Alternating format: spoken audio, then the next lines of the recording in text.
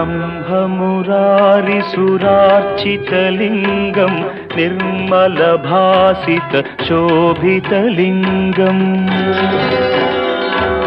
जन्मजदुःखविनाशकलिङ्गं तत्प्रणमामि सदा शिवलिङ्गम्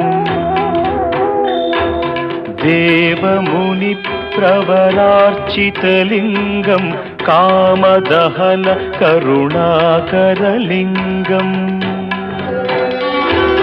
रावणदर्पविनाशकलिङ्गं तत्प्रणमामि सदा शिवलिङ्गम्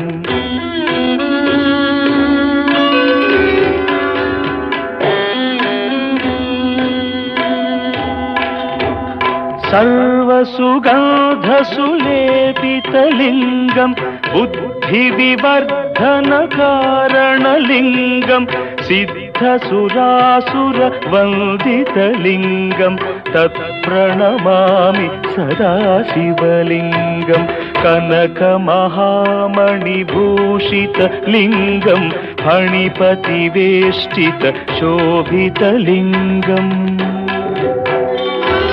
दक्षसुयज्ञविनाशनलिङ्गं तत्प्रणमामि सदा शिवलिङ्गम् कुङ्कुमचन्दनलेपितलिङ्गं पङ्कजहार सुशोभितलिङ्गम् सञ्चितपापविनाशनलिङ्गं तत्प्रणमामि सदा शिवलिङ्गम्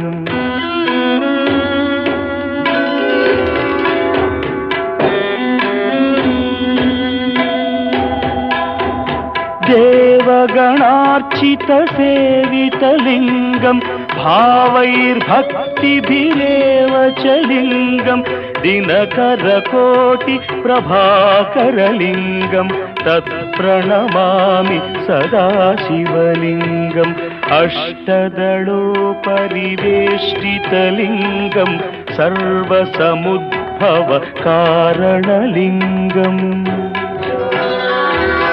अष्टदरिद्रविनाशनलिङ्गं तत्प्रणमामि सदा शिवलिङ्गम्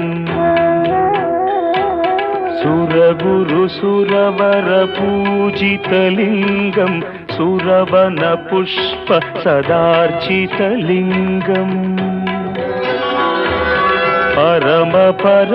परमात्मकलिङ्गं तत्प्रणमामि सदा शिवलिङ्गम् लिङ्गाष्टकमिदं पुण्यं यः पठेच्छिवसन्निधौ शिवलोकमवाप्नोति शिवेन सह मोदते।